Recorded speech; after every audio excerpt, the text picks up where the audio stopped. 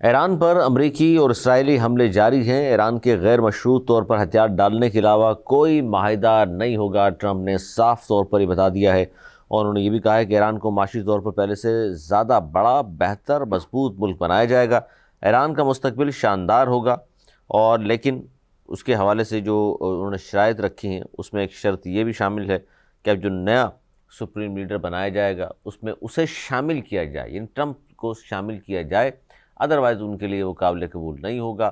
اور اس سے پہلے جو کچھ انہوں نے کہا ہے کہ جی اس طرح نئے سپریم لیڈر آتے رہیں گے اور ہم مارتے رہیں گے ان لیڈران کو، تو یہ ایک دو شرطیں سامنے آئی ہیں۔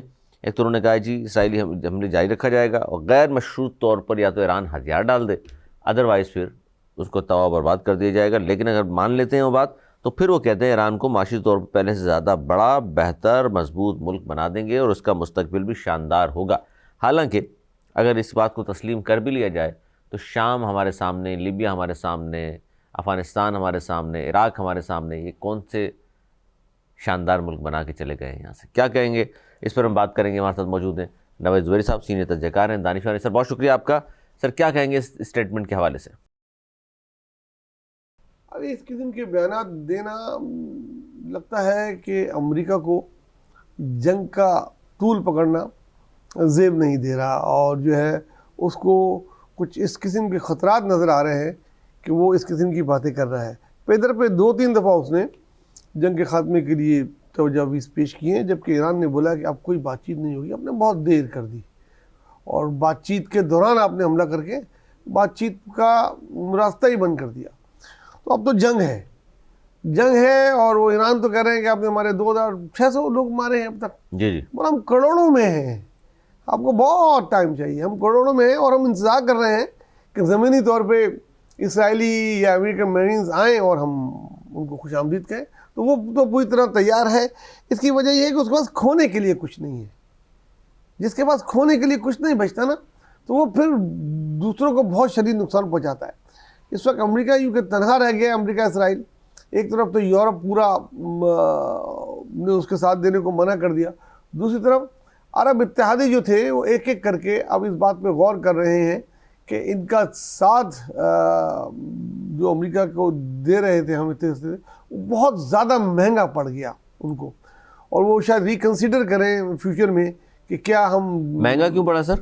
دیکھیں جو سیف ترین ملک تھے، جیسے دبئی کی معیشت جو تھی نا، وہ ایک بہت ہی زیادہ چارمنگ اور وہ تھی کہ سیف سٹی ہے، سیف کنٹری ہے، اور ادھر کچھ نہیں ہوتا تھا، یہ وہ فری پورٹ، وہ سارا جو اس ایران کے اس اٹیک سے جو اس نے کیے ہیں، اسی کلی جو ہے نا وہ صاف نظر آ گئی ہے۔ اسی طریقے سے سعودی عربیہ، قطر خاص طور سے بہت ڈیمیج ہوا ہے، اور یہ تمام ابو ظہبی ہو گیا، اب بحرین دیکھیں، یہ سب ملک جو ہے نا وہ سب کو ڈیمیج کیا ہے، سب کی سیکیورٹی۔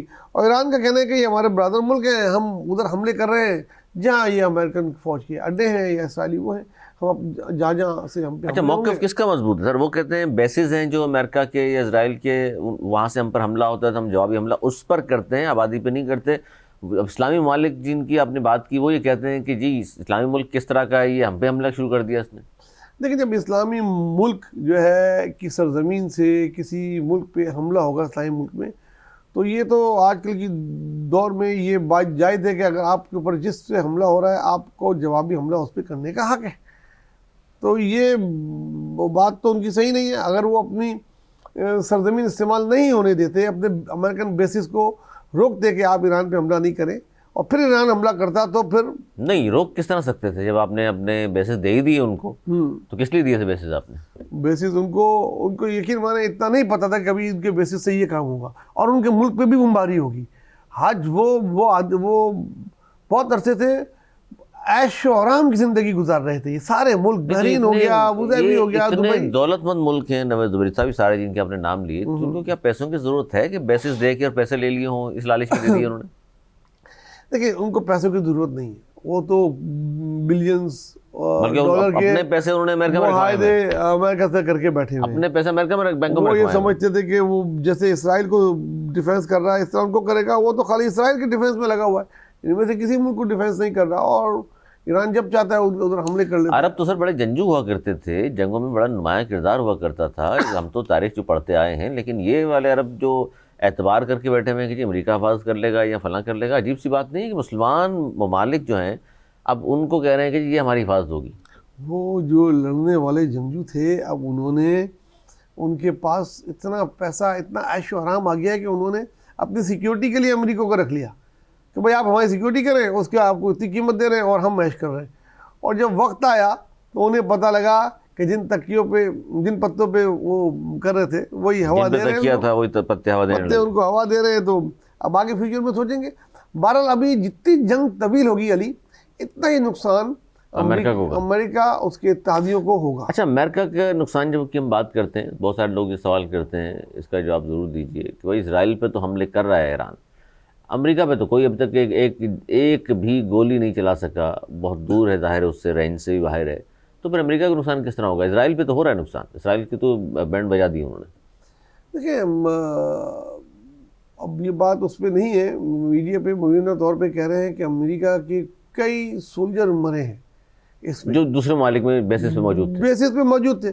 تو اگر امریکہ کا بیس بحرین میں تھا یا قطر میں تھا اور اس پہ حملہ ہوا تو وہ امریکہ پہ حملہ ہوا نا. بالکل. اور وہ جو چیز تباہ ہوئی وہ امریکہ کی تباہ ہوئی. اور یہاں تک کہ وہ تو ان کی شپ پہ بھی کہہ رہے ہیں کہ انہوں نے اٹیک کیا ہے. ان کے کئی طیارے گرتے دیکھے گئے ہیں. ہاں وہ فرینڈلی فائر میں گرے ہیں یا انہوں نے گرائے ہیں وہ تو وقت بتائے گا، لیکن امریکہ کو نقصان تو ہو رہا ہے. ضرورت تھوڑی کہ وہ امریکہ میں جا کے ماریں.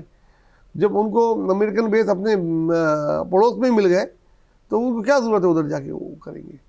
تو اور دوسری، اب یہ جنگ معاشی جنگ میں بھی تبدیل ہوتی جا رہی ہے. اس خطے میں وہ معاشی بحران آئے گا کہ جس کی سوچ بھی نہیں ہے، اور ہر گزرتے دنوں میں آئے گا. آپ دیکھیں گے علی، ہر گزرتے دنوں میں یہ آپ کو نظر آنا شروع ہو جائے گا، کیونکہ اب 10 دن تقریباً ہوئے ہیں اور اب پتہ لگے گا کہ یہ جنگ کس طرف جا رہی ہے. اچھا، جو اس نے کہا ٹرمپ نے، ایک تو ذکر کر دیا آپ نے دھمکی کا کہ جی وہ غیر مشروط ہتھیار ڈال کے ہم سے بات کر. دوسری دھمکی یہ تھی کہ جی نیا جو سپریم لیڈر بنائیں گے وہ میری مشاورت سے ہوگا تو ہمیں قبول ہے، ورنہ پھر میں قبول نہیں کروں گا، بلکہ وہی انجام ہوگا جو پچھلے سپریم لیڈر کا ہم نے کیا. تو وہ کہتے ہیں وہ ہزاروں خواہشیں ایسی کہ خواہش بندم نکلے. اب امریکہ کی خواہش ہے کہ ایران ہتھیار ڈال دے، اور عمران کی تاریخ ہے کہ وہ ہتھیار نہیں ڈالتے. ان کا تو یہ کہنا ہے کہ ابھی 2600 لوگ مرے ہیں، کروڑوں مارو، آخری آدمی رہ جائے گا وہ بھی ہتھیار نہیں ڈالے گا.